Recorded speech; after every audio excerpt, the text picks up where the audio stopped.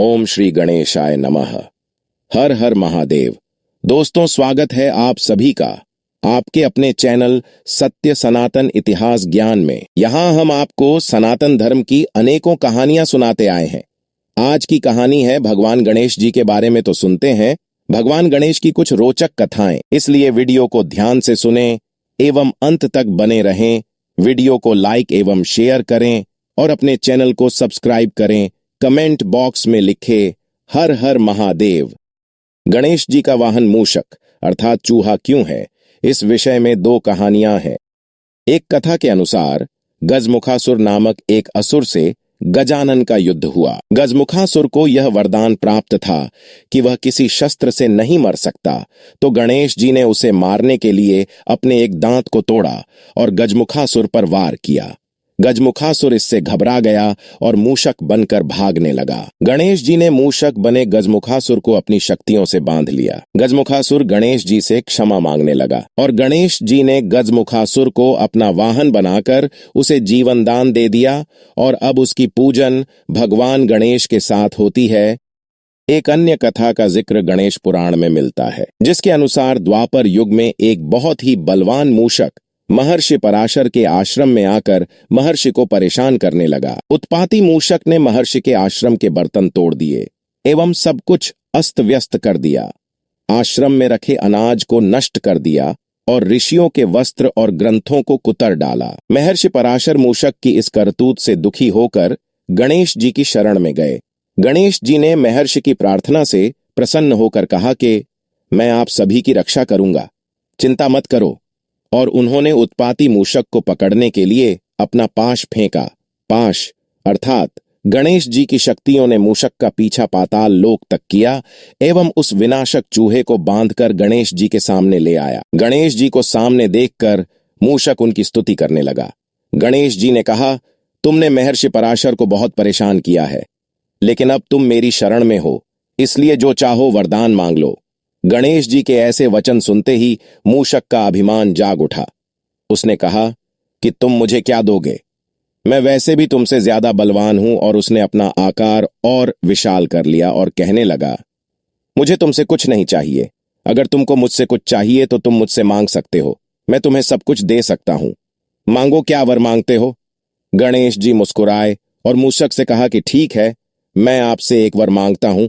एक काम करो, तुम मेरा वाहन बन जाओ। अपने अभिमान के कारण मूषक गणेश जी का वाहन बन गया, लेकिन जैसे ही गणेश जी मूषक पर चढ़े, गणेश जी के भार से वह दबने लगा। मूषक ने गणेश जी से कहा कि प्रभु, मैं आपके वजन से दबा जा रहा हूं।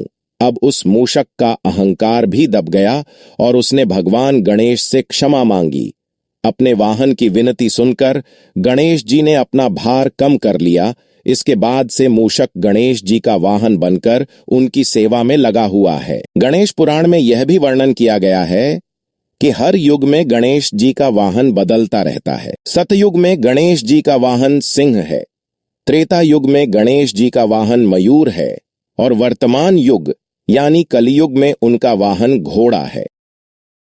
प्रथम पूज्य बनने की कहानी। एक बार कैलाश पर्वत पर भगवान शंकर और माता पार्वती के पास नारद जी आए एवं कहा कि सभी देवतागण आपके पुत्रों के विवाह की प्रतीक्षा कर रहे हैं, तो आप बताएं दोनों में से कौन ज्येष्ठ है, आप किस बालक का विवाह पहले करेंगे। शिव पार्वती अचरज पे रह गए कि किस बालक का विवाह पहले करें। फिर पार्वती जी ने एक युक्ति लगाई और एक प्रतियोगिता करने के लिए कहा कि कार्तिकेय और गणेश में से जो भी संपूर्ण ब्रह्मांड के 3 चक्कर पहले पूरे कर लेगा वो ज्येष्ठ होगा एवं उसका विवाह पहले होगा। कार्तिकेय और गणेश को बुलाकर प्रतियोगिता को प्रारंभ किया। कार्तिकेय ने तुरंत अपने वाहन मयूर को बुलाया और परिक्रमा पर निकल गए। गणपति जी अचरज पे रह गए। उन्हें लगा कि उनका वाहन तो एक चूहा है, वो तो मोर के मुकाबले हार जाएगा। वो शांति से बैठ गए, सोचने लगे। थोड़ी देर शांत होकर उपाय खोजा तो झट से उन्हें उपाय मिल गया। जो ध्यान करते हैं, शांत बैठते हैं, उन्हें परमात्मा प्रेरणा देते हैं। अतः किसी कठिनाई के समय घबराना नहीं चाहिए, बल्कि भगवान का ध्यान करके थोड़ी देर शांत बैठो तो आपको जल्द ही उस समस्या का समाधान मिल जाएगा। फिर गणपति जी शिव पार्वती के पास आए और माता पिता का हाथ पकड़कर दोनों को ऊंचे आसन पर बिठाया। फूलों से उनके श्री चरणों की पूजा की।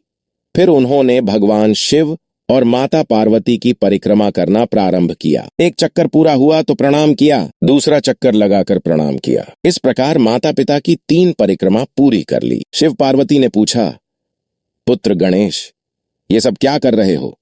तुमने हमारी परिक्रमा क्यों करी? तुम्हें तो ब्रह्मांड की परिक्रमा के लिए निकलना चाहिए।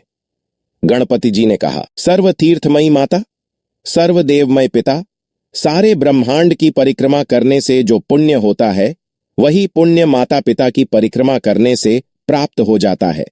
क्योंकि आप दोनों ही मेरे लिए इस ब्रह्मांड के समान हैं, यह शास्त्र वचन है। माता पिता का पूजन करने से सब देवताओं का पूजन हो जाता है। माता पिता देव स्वरूप होते हैं। अतः आपकी परिक्रमा करके मैंने संपूर्ण ब्रह्मांड का परिक्रमा पूरा किया है। सभी देवी देवता वहां पहुंच गए और गणेश जी के इस शास्त्र ज्ञान का अभिवादन किया। सभी ने शिव जी से कहा, आज से गणेश जी प्रथम पूज्य बनाने का निर्णय लेना चाहिए।